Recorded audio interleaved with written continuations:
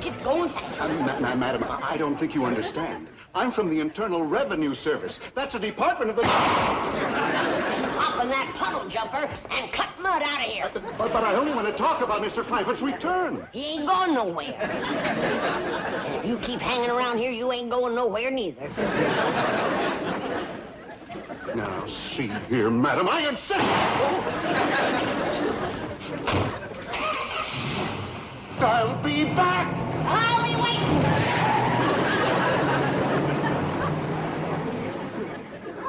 What's all the ruckus, Granny? Who was that? That blame revenuer. Sure?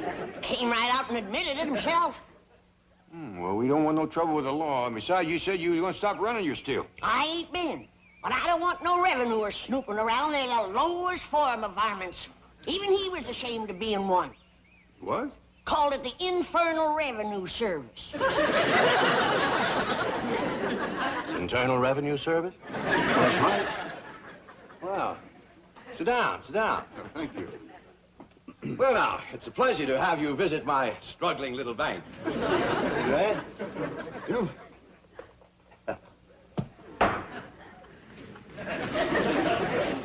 Here we are. Yes, it's always a pleasure to see you splendid chaps from the Internal Revenue Service. You know, I was just talking to my tax man yesterday. Aspen? No. Mr. Drysdale, I'm not here to talk about your income tax return. You're not? No. But your tax man did handle the return for Mr. J.D. Clampett, right? Oh, yes, Mr. Clampett is my largest depositor. Wonderful man, salt of the earth, honest as a day is long. Lovely family. Mr. Drysdale, I was just fired on by a member of that lovely family. Fired on, you mean shot at?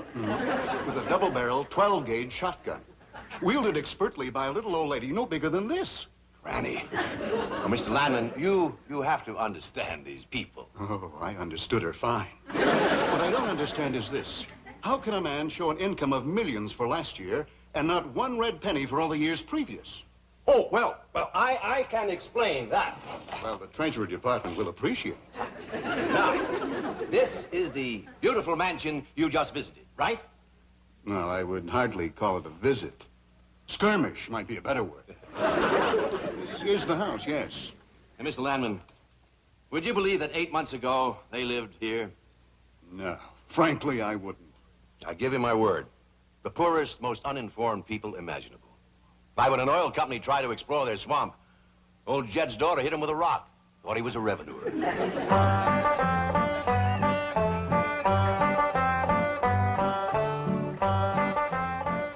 What you got there?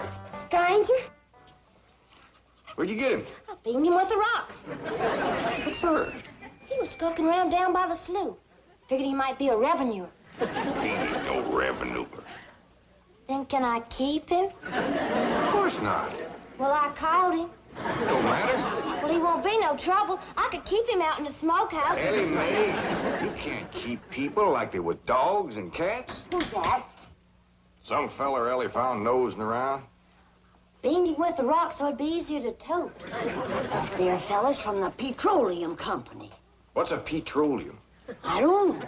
He asked me if he could do some wildcatting down by the slough. I said, help yourself. We're glad to get rid of the critters. What he said? Just kind of laughed. The laugh's on him. There ain't no wildcats down there at that slough. Heck no. It's too full of oil. Are you trying to tell me they didn't know oil was valuable? Even when the oil company geologists told them, they didn't understand. Mr. Clampett, that swamp of yours is full of oil. I could have told you that. Well, my company would like to pump it out. Yeah, I like that too, but I just can't afford to have it done. Oh, no, you don't understand. You see, you wouldn't have to pay for it. Oh, I don't take favors from strangers. No, Mr. Clampett, you see, you're a very rich man. Stranger, if money was skunk oil, a hound dog couldn't smell me. It's a swamp. My company will buy that land. While they'll raise so many derricks down there that... Son, I gotta be honest with you, you couldn't raise turnips down there. He's right. That ground looks black and rich. But it's so greasy you can just squeeze the oil out of it. But that's what my company wants. Maybe you better sit down for a spell.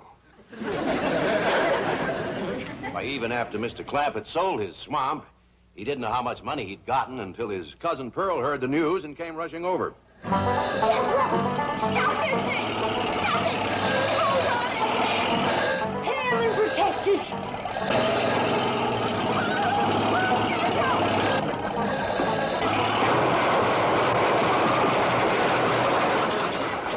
Did they hit us, kid? No, but I think they sure want the chicken house. Jack, I'm sure sorry about the chicken house, but nobody got hurt.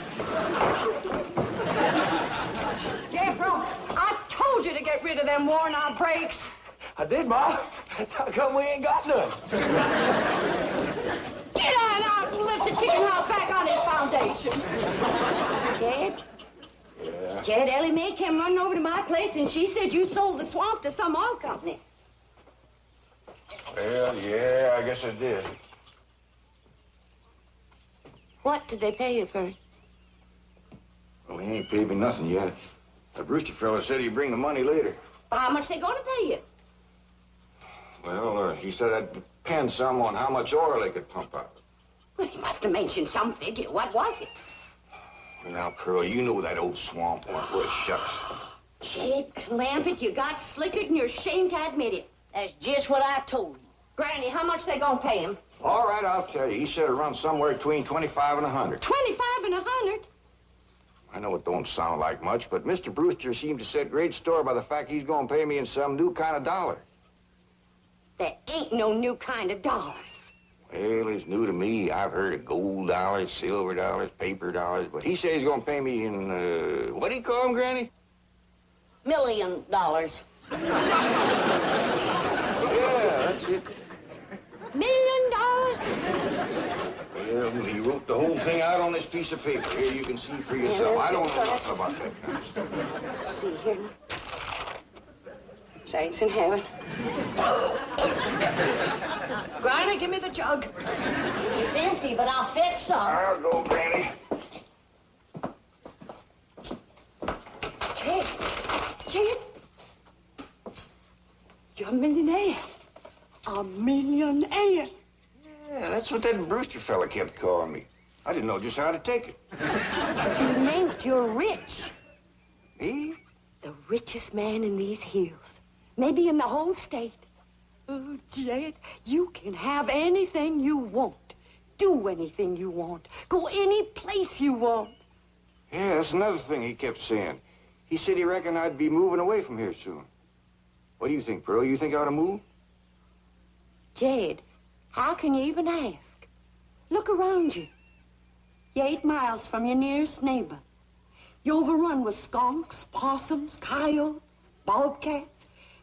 You use kerosene lamps for light. You cook on a wood stove, summer and winter. You're drinking homemade moonshine, washing with homemade lye soap. And your bathroom is 50 feet from the house, and you ask, should you move? Yeah, I reckon you're right.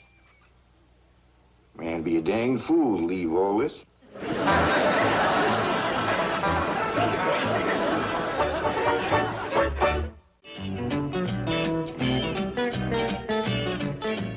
You know, Mr. Drysdale, in the Internal Revenue Service, we hear some pretty wild stories. But this corn pone to caviar saga of Jed Clampett tops everything. Well, if you think it's been unbelievable so far, wait until you hear the rest of it. What I can't understand is how a man so insulated from the rest of the world ever heard about Beverly Hills, California. I can explain that in 2 words. Cousin Pearl. She's the one who had her sights set on California. Oh, there you are, Jed. You misunderstood me. I meant you should move away. And you know where I'd go if I was you? Where? California. California? Yes, sir. Beverly Hills, California. I hear tell it's full of millionaires out there. And movie stars, too. In what? Movie stars. Jed, remember the time that your pa took us to Eureka Springs to see the movie picture? Yeah. Well, the actors that make them movie pictures live in Beverly Hills. Go on. Yes, sir. Well, doggy. Wouldn't that be something? Living in the same neck of the woods with old Tom Mix. It sure would. And we could come visit you. Yes, it was Cousin Pearl who planted the idea of moving to Beverly Hills, but it was Mr. Brewster who made it possible. Who's he? Vice president of the oil company that bought Mr. Clampetts' land. Yes, Brewster's often told me the story of that fateful evening. Well, your cousin is right about that, Mr. Clampett. Beverly Hills is a choice residential area, and lots of millionaires do settle there. Folks like me, huh? Well, millionaires. Movie stars, too. Oh, yeah. Is Tom Mix there? No, I'm afraid Mr. Mix is dead. Huh? Oh, yeah. Oh, what's the matter with me? Remember Pearl? He got shot at the end of that picture. Well, there are plenty other movie stars, and that's where Jed wants to live. Ain't it, Jed? I do like the notion of living in the hills. Never could stand flat country. Mr. Clampett, I think it only fair. That is, well, I think you may have a wrong idea about Beverly Hills. Is that where you live? No, my home is in Tulsa. Well, say, maybe you could get us a place there in your neighborhood. Mr. Clampett, let's not beat around the bush. You will love Beverly Hills. Then that's it. Can you steer Jed onto a good place? No, I can get the bank out there to handle it for him. He'd like a nice big place with plenty of room for his kinfolk to visit him. Is the foreigner staying for supper? I'm ashamed to say I ain't asked him. How about it? Oh, I don't think so. Oh, no trouble. What you cooking tonight, Granny? Mustard greens and possum innards. Mm-hmm. Did you hear that, Mr. Brewster? Very clearly. Change your mind? Not this time. Well, if you should happen to come back tomorrow, we'll be having leftovers. That's the thing about possum innards. They's just as good the second day. What a family. So anyway, they packed up and came to Beverly Hills. Well, it wasn't quite that simple. Mr. Clampett had his problems. With $25 million, he had problems? Ah, yes. The first one was his daughter. She didn't want to leave her friends. Friends? And I thought they lived in a completely unpopulated area. They did. Her friends were not the kind you and I have. Now, I ain't gonna be here to look after you no more. So you're gonna have to keep yourself out of trouble. Watch out for them coyotes and them bobcats and them hunters with guns. Stay out of folks' gardens, because you know how it riles up Granny when you get in hers. Except when we're gone, you can have everything that's left. I'm sorry there ain't gonna be room enough on the truck to take you along. But maybe you wouldn't like California anyhow. Maybe I ain't gonna like it either. If I don't, then I'm a-comin' hightailing it right back here, and me and you'll set up housekeeping all by ourselves. Ellie? Ellie Mae? Yeah, Paul, over here. You feeling all right, Ellie? You didn't eat your supper. Sure, Paul. I just wasn't hungry. Cold? You're shaking like a sumac leaf. Oh, Paul, I ain't cold. I'm scared. Scared? Why? There ain't nothing in this woods can hurt you, even in the dark. It ain't the woods or the dark. It's going so far away. I don't know what it's gonna be like out there in Beverly Hills. Why, it's gonna be just like here. Except we'll have things a lot nicer. Will I go to school and wear fancy dresses like city girls and put powder on my face and get my hair all fixed up in one of them there beauty parlors? Why, sure you will. Then I ain't going. I want you to meet the Clampetts under different circumstances. You'll find them to be really charming people. Including Granny? Oh, yes. This time you'll get a completely different reception. I promise you.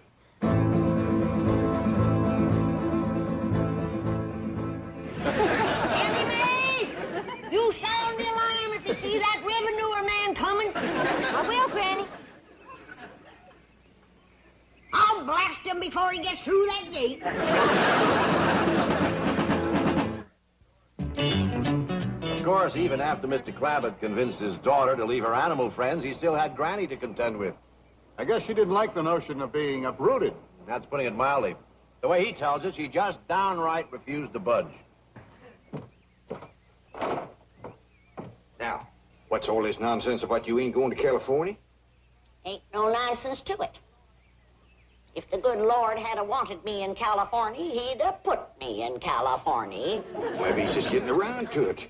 The book says he moves in mysterious ways. Well, if he moves me, I'll go. But you and Big Jethro ain't a budging me. Granny, this here Beverly Hills sounds like the kind of place you'd like. That Britcher fella says they got smogs out there. What's a smog? Well, me and Jethro figured out that's a small hog. And you heard what Pearl said. You ain't got no snow out there. You could run your still year round. Run it the year round here. Yeah, but walking down through the snow to the still always makes you feel so miserable. I might feel miserable walking down. But the way I feels coming back makes up for it. Hey, Granny. We've been planning and talking about this trip for days. You never said you wouldn't go. Never said I wouldn't either. But that Brewster feller has bought us a house in them Beverly Hills. He sent our $25 million to the bank out there. Well, you just chase on out after it. I'm staying right here. And I ain't afeard neither. Granny, I ain't leaving you here alone. And I ain't a budging out of this rocker. Let her roll, Jethro.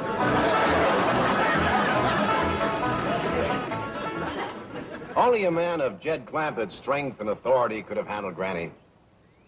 He'll be there when we get to the Clampett place, won't he? Oh, sure, you have nothing to worry about. There's the entrance up ahead.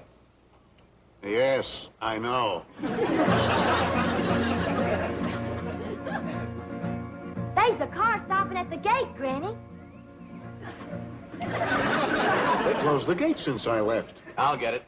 You know, this reminds me of an experience I had when the Clampetts first moved in. I was leaving and found the gates closed.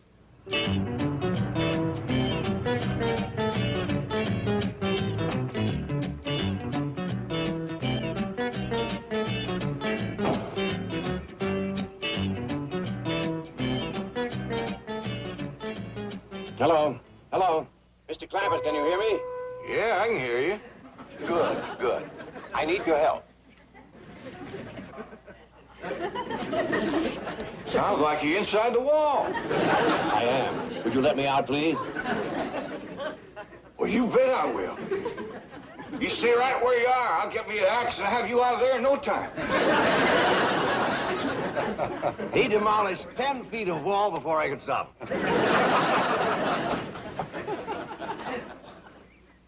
Granny, Mr. Drysdale's opening the gate. Good. He's leading that revenuer right into a trap.